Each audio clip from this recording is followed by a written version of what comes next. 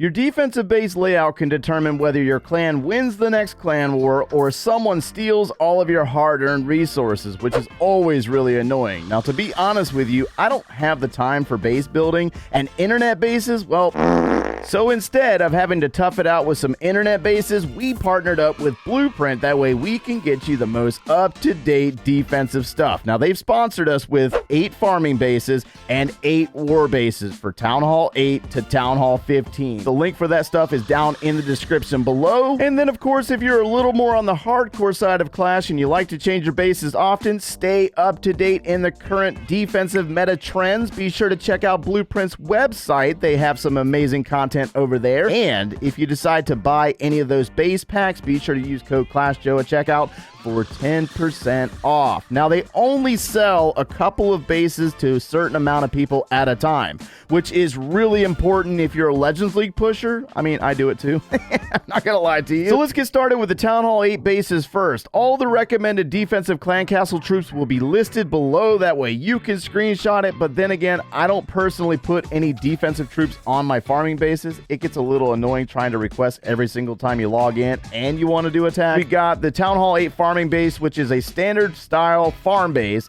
box shape with centralized traps, very little exterior defenses, and moats, which will be used to make funneling more complex, aimed at meta farming techniques. So basically anyone that's out there trying to use dragons and steal your resources, that's what this base is designed for. Now, going into our war base is traditionally styled semi-box base, trapped nicely against popular meta attacks such as golems, P.E.K.K.A.s, wizards, with or without hog riders, and small kill squad mass hog attacks. Now, keep in mind, there is no base in Clash of Clans that's going to defend every single offensive attack, okay? It's just not realistic. Now, we are trying to get you the most up-to-date defensive meta to provide you a chance of that defense and win those wars. So when we jump into our Town Hall 9 farming base, it's all about resource protection. And including the center place Town Hall, this base will do very well about shutting down those inexperienced Town Hall 9s from gaining the second star. So it should serve you very well in the trophy pushing department.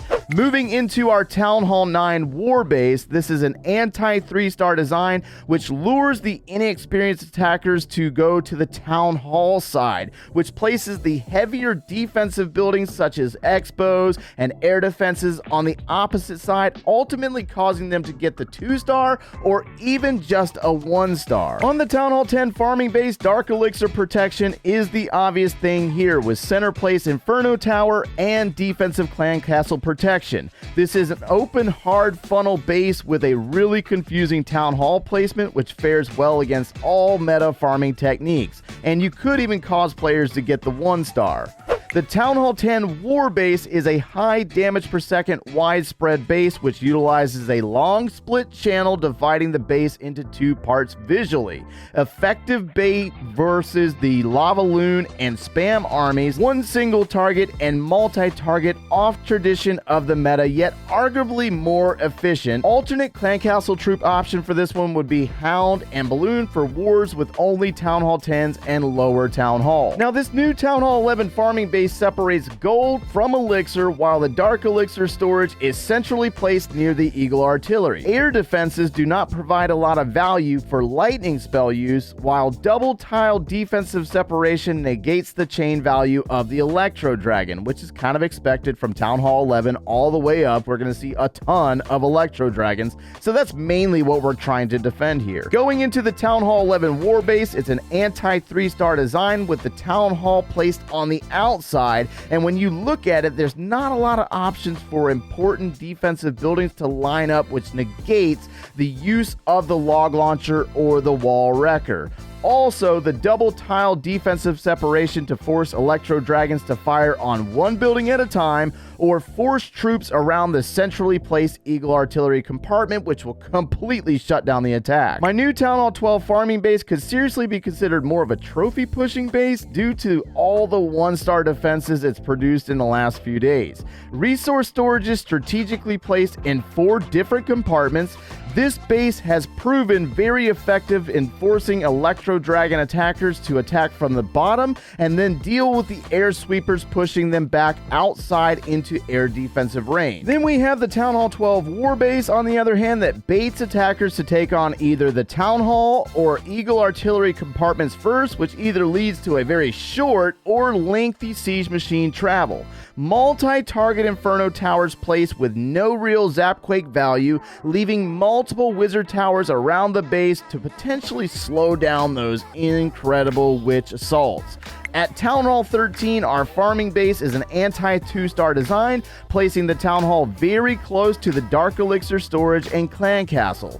Air sweepers facing down, which baits the attacker to blimp from the top and fall short in the scattershot compartment, thanks to a strategically placed tornado trap. Our Town Hall 13 War Base has open corners, which makes it hard to wall break, which is something that I get asked about all the time. That's actually very common these days. Mortars on the outer side for flame flinger protection, and cannons or hidden Teslas near the outside of air defenses to protect against sniping with rocket balloons, which is very annoying. You'll also see an Eagle artillery and Tesla farm separation, which baits the attacker to either deal with both scatter shots all at once or fail to clear the hidden Tesla farm on the backside of the attack. At Town Hall 14, the standard right now is the use of Electro Dragons to farm, so this base is definitely worth it. I love watching the defenses on this base, it's hilarious. So this one forces the split outside and away from the Town Hall. 2 single target Inferno Tower coverage to roast Electro Dragons or Queen Charge entry on the right side,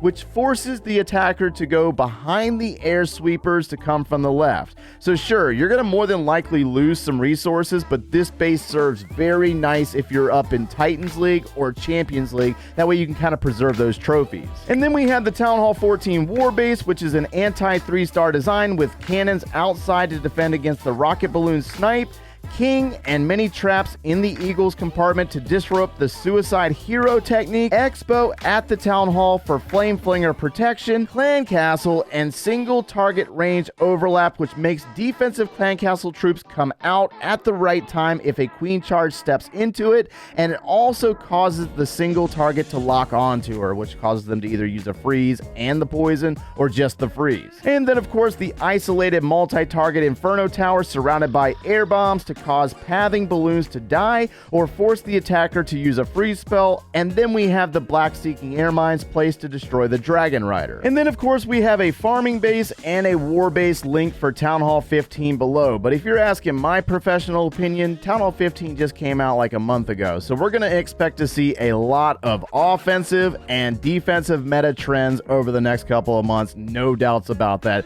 especially with future updates. So if you want to make sure that you are able to defend at Town Hall 15, I would recommend those base packs over on the Blueprint website.